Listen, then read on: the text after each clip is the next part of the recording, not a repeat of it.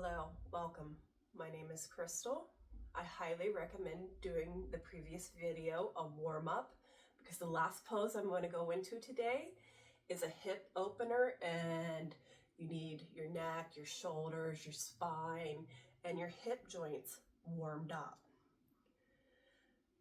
So for our first one, finding ourselves in tabletop. Knees are hip width distance apart, approximately 2 fists. Knees under your hips, wrist under your shoulders, tabletop.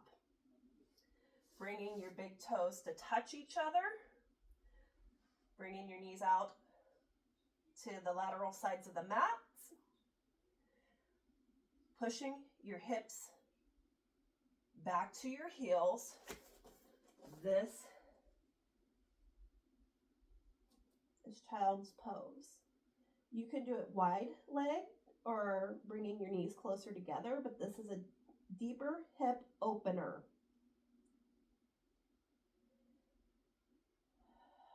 I invite you to take a couple of rounds of breath.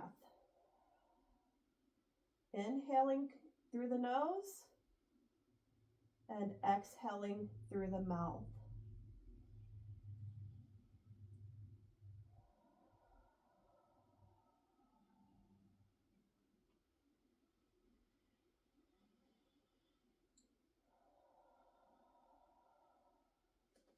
Pushing back up into your tabletop. Bringing your knees back in.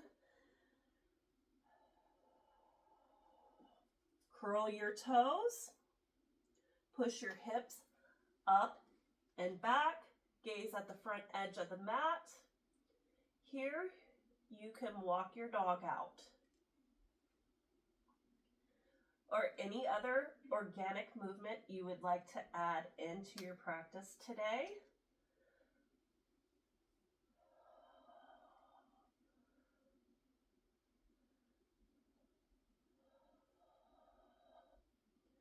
When you feel complete, come back to center. Lifting that left leg up, sweeping it through in between your hands. Dropping that back leg, runner's lunge. Okay, I'm going to come back out in my runner's lunge for just a second so I can bring my blocks forward.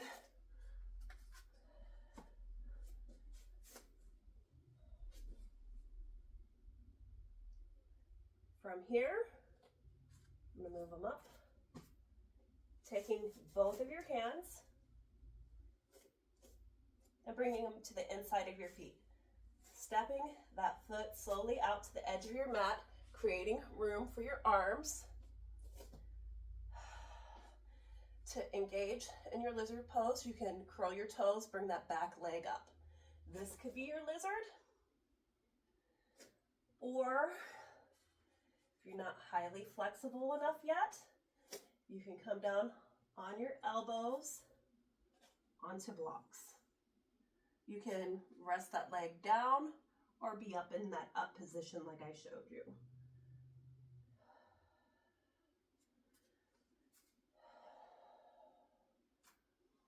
And breathe here.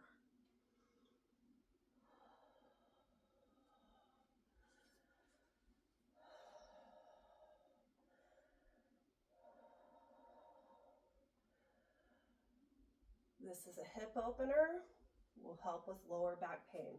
Dropping that back knee to the mat, uncurling your toes, gently bringing yourself out of that pose. You know your body, so just be very careful coming out of it.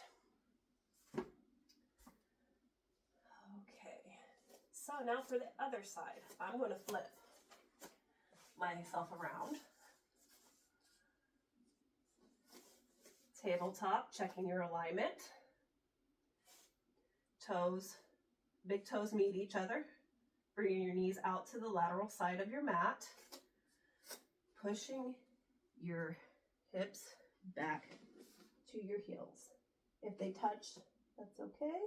or you can do child's pose with your knees together.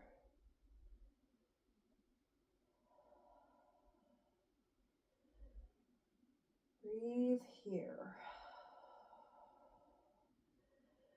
Releasing all that stored up tension in your body.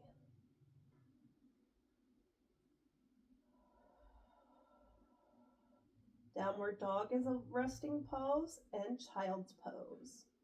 So is thunderbolt. Some people that can't sit back on their heels will use a block between their legs. I'm uncomfortable with a block between my legs, so since I can touch my heels, I just sit on my heels. Pushing back up into tabletop. Realigning your knees, curling your toes.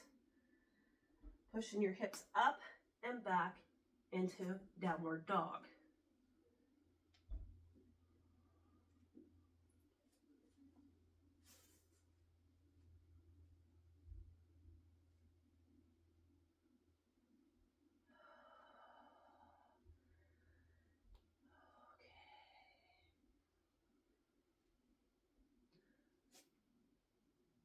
Lifting that right leg up, sweeping it through in between your hands. Runner's lunge.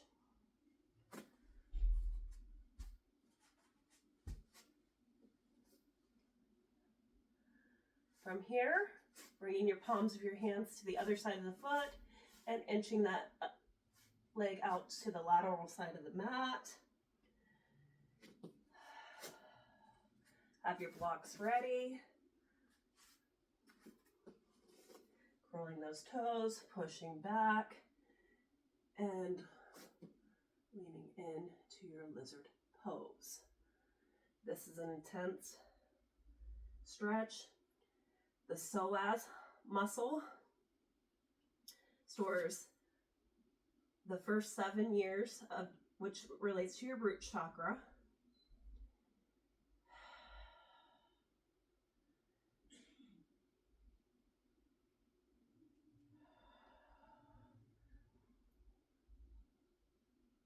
The sacral and the solar plexus, each one holds the next additional 7.